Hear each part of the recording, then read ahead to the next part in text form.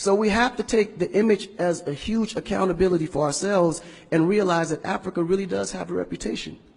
But if we allow our stories to be told, our stories will be told according to their agenda.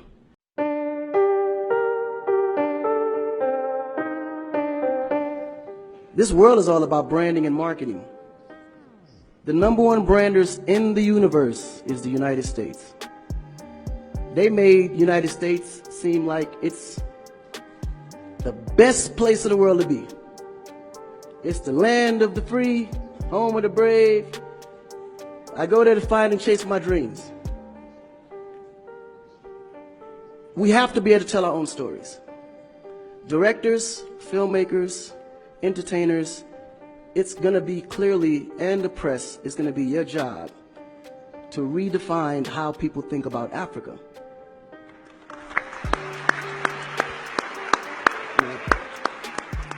Because you're here, you see what's going on. You clearly can see in a vivid picture the good, the bad, and the ugly. What you choose to put out there is what the world is going to get. Because I can tell you right now, in Chicago alone, there's more people dying in Chicago than there was in the war in Iraq. But you would never see that.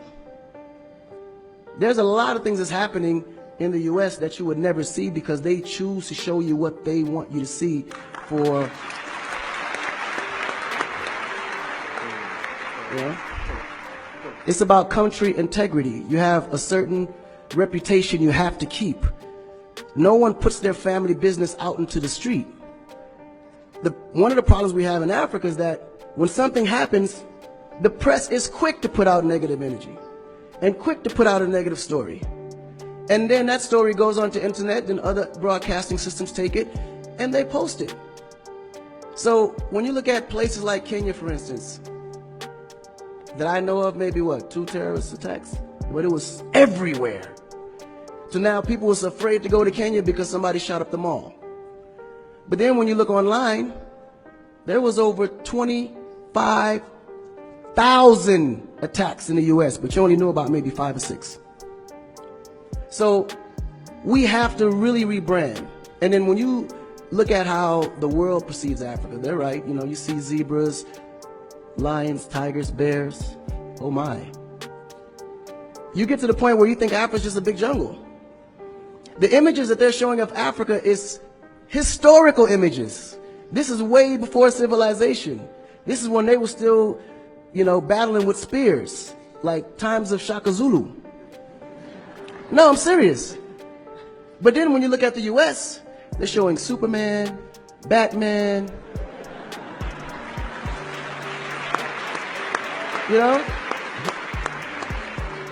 Where is our Superman?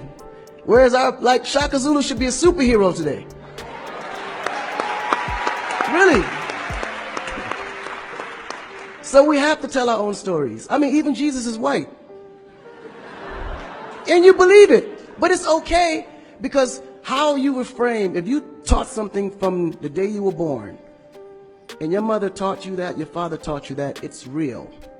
You never look at your mom and your dad as liars. But their mother and father taught them the same thing because that's the kind of history that's put out for them to believe. Our history books in the U.S. is all white American history, culture that's been borrowed from other nations. But Africa have to teach the same history of our ancestors, the great things that they have accomplished. And it's going to be the jobs of directors like yourself, filmmakers like yourself, to narrate that story. How do we want to be perceived? How do we want that story to be narrated to the rest of the world? This younger generation, we kind of figured it out. Because now, when you look at hip-hop in America, every rapper is rich. Gold chains, Bentleys, nice girls by the pool with bathing suits in this big mansion. And then, when the video's over, they get on their phone and call an Uber.